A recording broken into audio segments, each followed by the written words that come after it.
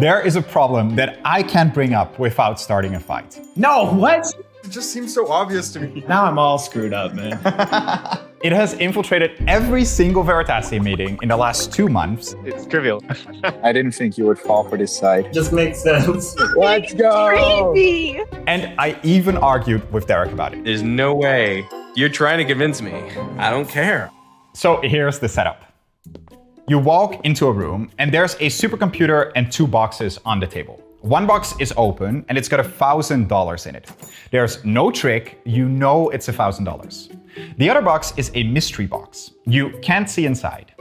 You also know that this supercomputer is very good at predicting people. It has correctly predicted the choices of thousands of people in the exact problem you're about to face. Now, you don't know what that problem is yet, but you do know that it has been correct almost every time.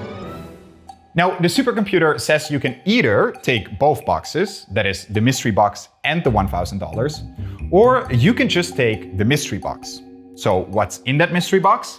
Well, the supercomputer tells you that before you walked into the room, it made a prediction about your choice. If the supercomputer predicted you would just take the mystery box and you'd leave the $1,000 on the table, well, then it put $1 million into the mystery box. But if the supercomputer predicted that you would take both boxes, then it put nothing in the mystery box.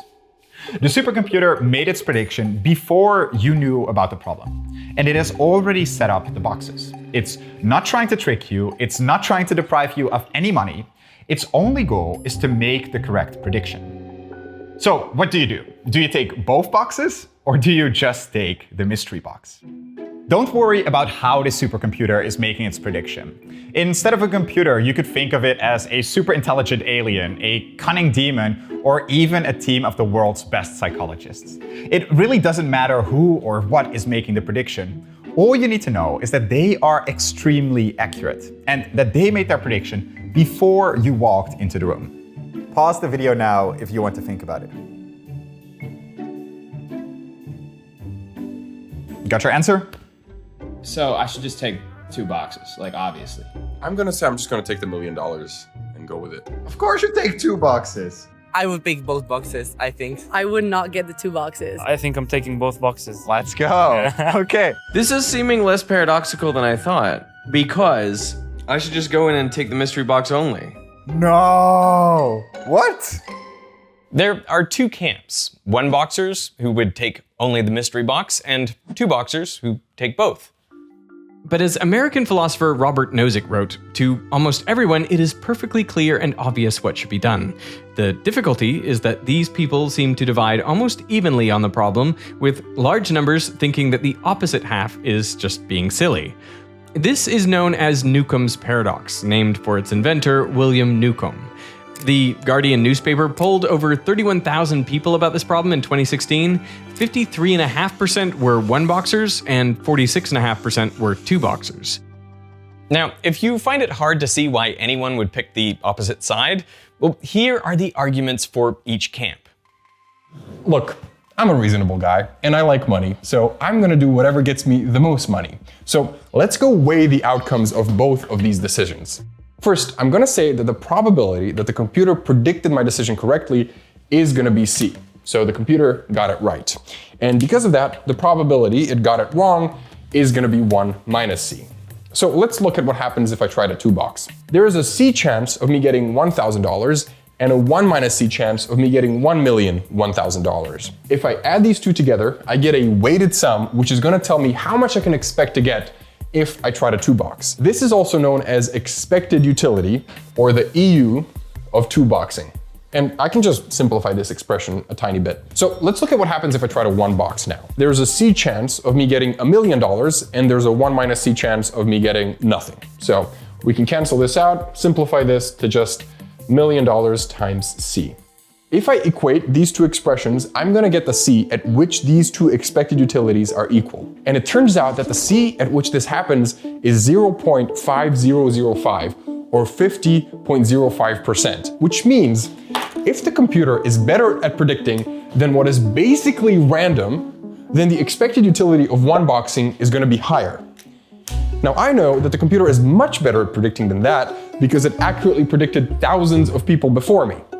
Which means I'm sticking with my one box. Here's my $1 million. Take that, Casper. Thank you very much. So I should go in and take the mystery box and leave the other. Because I'm assuming that its prediction is pretty good. It's a supercomputer. Okay, so you're saying it's not paradoxical because the choice is obvious. I'm very surprised. Why? Because to me, the answer is also obvious. And to me, the answer is you take both boxes. So here's how I think about the problem in a way that actually makes sense. You know that the supercomputer has already set up the boxes. So whatever I decide to do now, it doesn't change whether there's $0 or $1 million in that mystery box. And that gives us 4 possible options that I've written down here. If there is $0 in the mystery box, then I could 1 box and get $0, or I could 2 box and get $1,000. But there could also be $1 million in the mystery box. And in that case, I would get $1 million if I 1 box, or I would get $1 million and $1,000 if I 2 box. So I'm always better off by picking both boxes. This is known as strategic dominance, where I always pick the dominant strategy, which in this case is to 2 box.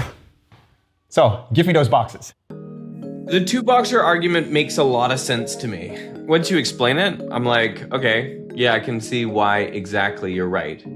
But I can also see that just having those thoughts in your brain are what might allow the computer to give you nothing. I think I'm grateful that I just don't have those thoughts. It's so funny because I was totally expecting you to go 2 box. No way, man. It seems like there are 2 perfectly reasonable approaches that give 2 completely different answers. And that's because your choice actually reveals something fundamental about how you make decisions. It comes down to these 2 statements. First, as far as you know, basically everyone who has taken 1 box has walked away a millionaire, and everyone who has taken 2 has walked away poor. Second, the supercomputer made its prediction before you even knew about the problem. The boxes are already set up, so your decision now can't change if the million is in there or not. Both of these statements are true, but there's a hidden assumption in each that divides people. We pick both, and the computer picks both. You just get the $1,000. I think I would just pick the mystery box. Just the mystery box, probably. Yeah. I might be taking the mystery box. Just the mystery box? Yeah, might be. Okay, why?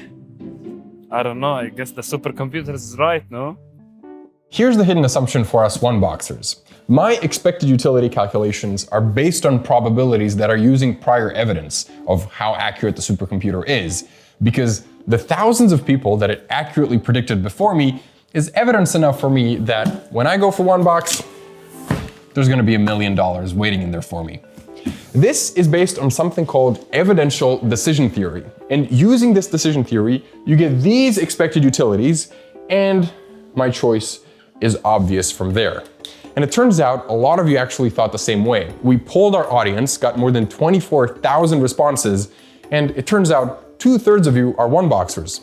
I know, it's crazy. I don't trust this. It's looking to me like you're less and less rational with these results, Casper. So your argument is kind of that if you 1 box, it will have predicted that you were going to 1 box and you'll walk out with the money. That is pretty convincing. Casper, I'm starting to really doubt this 2-box side of things. How could you not be a 2-boxer? Gregor has this really funny way of thinking about things, but I make my decision based off something else. Something a little more rational, because I believe that whatever I do now can't influence and change the past. I only take into account things that I can actually influence. And clearly, whatever I do now, whatever I think now, is not going to change whether that $1 million is going to be in the mystery box or not, because it was already set up before I learned about the problem. This is known as causal decision theory, where you only take into account things that you can actually cause.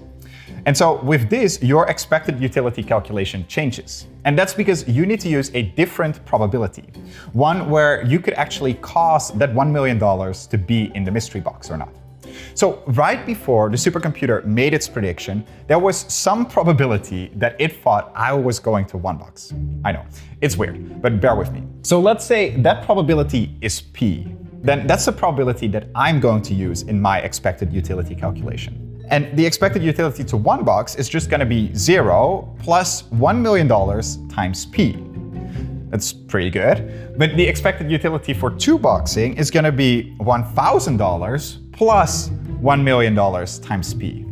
But that's just the same as the expected utility for one boxing plus an extra $1,000. So no matter what the computer predicted, my expected utility is always higher by picking both boxes. So of course you're gonna 2-box. Anyone in their right mind would pick both boxes. It's made the prediction before you're in there. Whether I have faith in this thing being 90%, 100%, it actually doesn't really matter. I think you guys are imposing your will Yes, on it the does. He's cooking, bro. Like, yeah, you guys think that your decision, whatever you think now is gonna change the past. That's called wishful thinking. Yeah, like come on. I'm 2 boxes. It only makes sense. I'm back with Casper. Exactly. Welcome to Camp 2-Boxers. I'm not losing $1 million. It was never in the room, man. You're gonna walk into a room and there's either money in the room or there isn't money in the room. Your question is, do you pick it up? Of course. We're trying to do you a favor here. You're not doing me a favor because your decision making does not affect. Your little thought does not change God's mind, bro. Henry, if you convince yourself that you're a 1-boxer, you've convinced the machine. I don't believe that. What do you mean you don't? I don't believe you convincing yourself should impact what the machine thinks of you. Because often you're just walking into a room and it's already made the prediction. You can't impact it, you know? So whatever you think is more important, whether that's the evidence of the supercomputer's accuracy or the fact that the boxes are already set up, well, that affects how you calculate the expected utility. And because both of those assumptions are true, both camps have valid answers. But if there's no right answer, then is this just a meaningless problem? Well, not really. Because it actually reveals a surprising amount about 3 important questions. Does free will exist? What does it mean to be rational? And is there an ideal way to act in life? For example, the only way you're going to win this game is to already be the kind of person to 1-box, but then 2-box at the last second anyways. That's the only way you're gonna get $1 million and $1,000. But some would argue that that itself is impossible. If the predictor is so good, let's say it's 100% accurate, then that's not even possible. Would you say that's true? Yeah. Then a follow-up question is, if such a perfect predictor would exist, does that mean that free will doesn't exist? Because you're saying there's nothing you can do in between walking into that room and making your decision that ends up changing what was predetermined. That's right. And maybe this reveals where I'm coming from. And I think where I'm coming from is maybe free will doesn't exist. I come down on this point of like, free will is an illusion, but our world operates in a way that is indistinguishable from free will being real. And therefore you have to act as though it's real, as though it's 100% real. Interesting. If we think that free will is not real and it's an illusion, and then you have someone who's committing crimes, and then you want to say, well, that's not his fault. Therefore, instead of putting, murderers in jail for 25 years, we're just gonna give them some gardening classes or something. Like, the problem is that then changes the environment where everyone knows you can kill someone and you can go to do the gardening. So you can't change the system based on the knowledge that it's an illusion. Whether we do or don't have free will, you have to live as though it exists. So you've still got to make a choice. 1-box or 2 boxes? Which brings us to our second question. What does it mean to be rational? And the guy who acted rationally and doesn't believe his thoughts can influence the past. But your rational choice will have given you $1,000. I know. Yeah, it's tough. It's tough. Let's see what I can buy with $1 million. None of these look great. I think we can be more creative. Private Island sounds pretty nice. All right, Casper, what do you want to go buy with $1,000, man? This is known as the why ain't you rich argument, which boils down to one super annoying question. If you're so smart, then why ain't you rich? If winning is getting more money, then of course the 1-boxers are going to end up better off than the 2-boxers. But maybe it's not about who wins, but about what's rational. In their 1978 paper, philosophers Gibbard and Harper argue that the rational choice is to pick both boxes, although they do admit that 2-boxers will fare worse. They instead say that the game is rigged, and if someone is very good at predicting behavior and rewards predicted irrationality richly, then irrationality will be richly rewarded. But I think that's a bit of a cop-out, because really, Newcomb's paradox reveals something surprising. That sometimes, in order to be a rational person, you must act irrationally. There's one question of what's a rational person. There's another question of what's a rational act. Most of the time, rational people do rational acts. Sometimes they just don't. And I think this is analogous to the situation in the prisoner's dilemma. In the prisoner's dilemma, you and another player compete for money by either cooperating or defecting. If you both cooperate, then you get 3 coins each. But if you defect and your opponent cooperates, then you get 5 coins and they get nothing. And if you both defect, you get 1 coin each. So no matter what your opponent does, you are always better off by defecting. But if you play this game not once, but repeatedly, then everything changes. All of a sudden, you're better off by cooperating. What's a rational society? A rational society is full of cooperators. What's a rational person? Maybe a rational person is a defector. And normally you might expect a rational society is made up of rational people. But I think it's familiar that rationality at one level isn't compatible with rationality at the other level. So while the rational act is the 2-box, a rational society would actually be full of 1-boxers. Now, I'm a fervent 2-boxer, but there are 3 ways that you can get me to 1 box. The first is if my choices now can actually change the past. For example, say the supercomputer makes its prediction by opening up some tiny wormhole to see the future. Well, in that case, if I choose 1 box now, that actually causes the $1 million to be placed in there in the past. So I 1 box. Second, if there are multiple trials, because now with every game, each of my choices builds up a reputation. So if I 1 box, then I'll be predicted as the kind of person to 1 box, and so I get the $1 million either in this round or a later one. And third is if I can pre-commit. If I can talk to the computer to make my case before it makes its prediction, then I will 100% 1 box, because staying true to my word is important to me, and the supercomputer would know that. If I put my word on it, I'll take the 1 box. Yeah, 100% 1 box. Yeah. But there are some realistic scenarios where staying true to a worse option could have deadly consequences. On the 29th of August 1949, the Soviet Union detonated the RDS-1 bomb as part of their first nuclear weapons test. This sent the US and the USSR into a furious arms race. By the mid-1960s, the US had over 30,000 nuclear warheads, and the USSR had just over 6,000. Both sides were more than capable of destroying the other. The US Secretary of Defense at the time, Robert McNamara, didn't advocate for disarmament. Instead, he recommended a strategy of assured destruction, where the US should be able to deter a deliberate nuclear attack by maintaining a highly reliable ability to inflict an unacceptable degree of damage upon any single aggressor. This strategy eventually became known as mutually assured destruction, or MAD. If either country attacked first, the other would surely retaliate and lead to total annihilation of both sides. So having that commitment to retaliate is beneficial. It stops the attack from happening in the first place. Now, say you are the US president during the Cold War. You have publicly committed to retaliate if the US is ever attacked. But you've just received word that the Soviets have launched their missiles. It's not a system error, it is a real attack. So what do you do? If you launch now, then at best everyone in the US and USSR dies. And at worst, you get a nuclear winter that kills nearly everyone on the planet. Everyone in the whole world dies. Then I probably don't launch. But you did pre-commit. Yep. I don't like the outcome. No, it's terrible. I don't like the outcome of everyone on Earth dying, so I'm gonna just not.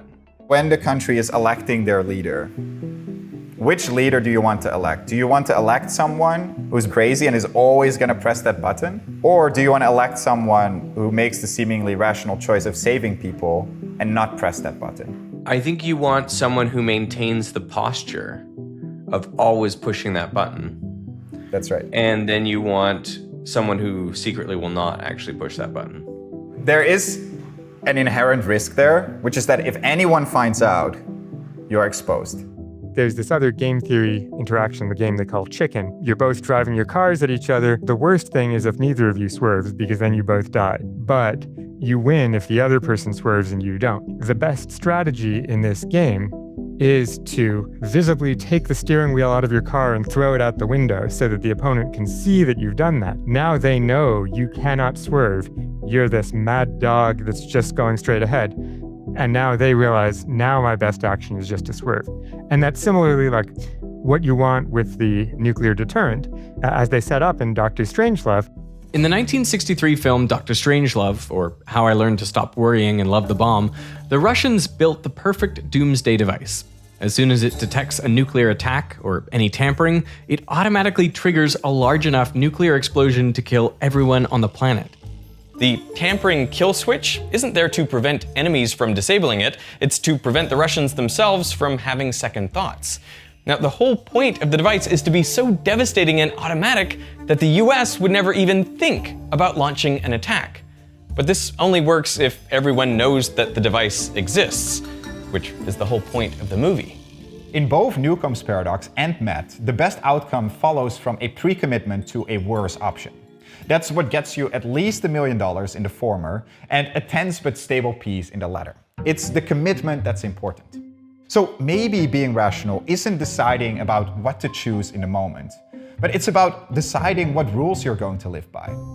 The question isn't how to act. The question is, what rules ought one to follow, or how does one even decide what rules to follow? Sometimes it's put in the form of, if you knew that you were a robot with programming that you could set, and you could rewire yourself to make yourself obey one set of rules rather than another. The question is, what sort of rules would you wire yourself to obey? And what you would do is you would make yourself into the kind of creature that sort of always acts in line with the commitments that would have been good to form had you even known about the problem. When you're in a situation like the Newcomb case, you would end up finding yourself think, if I had been able to make a pre-commitment, what pre-commitment would have been the good one to make? The good pre-commitment to make would have been to be a one-boxer. And since I've already wired myself up to be the kind of person that lives up to all the pre-commitments I would have made, then I'm already, in effect, committed to one-boxing, even though I didn't realize it. I love this approach because for me, it kind of makes it an iterated problem, but maybe more an iterated problem in life. If I don't look at it as a single case and I sort of almost think about it as for every future predictor, for every future case, or like almost building your own reputation, right? Exactly. Like you always want to live up to the commitments you've made. So even if you haven't heard of it before, you'd want to stick to those ideal pre-commitments so that you are acting in line with the best version of yourself. Yeah, that would convince me to be a one-boxer. It's rare to convince anyone to switch on the Newcomb problem. The thing is, even if I never run into another generous supercomputer again, life doesn't end after I walk out of that room. Like, I should always defect in a one-shot prisoner's dilemma because I can only gain by betraying the other player. But when I play multiple rounds of the game, like in life or in society, everything changes. Suddenly, it pays to cooperate. So being the kind of person that sticks to an ideal pre-commitment is beneficial. So maybe I was just a one-boxer kind of guy all along. All it took was a little reframing and a new perspective. The core of Newcomb's paradox is deciding if a strong correlation that you know isn't causal should matter in your decision. So the question is, what do? Do you pick both boxes or do you just pick the mystery box? Might be taking the mystery box. Mystery box. I would pick both boxes, I think. I also pick both boxes, so. I'll take the mystery box. Okay, why? Okay, so you would pick just the mystery box and probably get the $1 million. Yeah. So that's based off, I guess that it's almost always been correct. So there's this correlation. Do we think that correlation is the same as causation? But how can you tease out what's causation and what's just correlation? Well, that's a difficult problem that has applications far beyond thought experiments. For example, how can you tell whether a drug really works or if any beneficial effects are simply due to random chance? Big questions like these, combined with hands-on learning, is what I love about today's sponsor, Brilliant. It forces me to slow down and actually think instead of just nodding along with an explanation. Brilliant helps you build skills in math and coding with step-by-step interactive lessons. You're not just watching, you're actively solving problems and testing your ideas as you go. I found their courses to be both fun and effective. So whether you want to explore how to master the math of probability, start coding in Python, or really understand how AI works, Brilliant will help you achieve your learning goals. And their lessons start you at the right level based on your background. So no matter if you're 10 or 110, the practice sets and reviews are customized to help you advance at your ideal pace. So how can you tell if a drug really does work? Well, Brilliant's course on Bayesian probability goes through that exact problem. And the best part is you build up your intuition while you figure out the answer. By training your problem-solving muscles, you can take what you learn on Brilliant and reason through lots of other situations. So to learn on Brilliant for free for a full 30 days, scan this QR code or go to brilliant.org/Veritasium. I will put that link down in the description. For viewers of this channel, Brilliant offers 20% off an annual premium subscription. That gives you unlimited daily access to everything on the site. So I want to thank Brilliant for sponsoring this video, and I want to thank you for watching.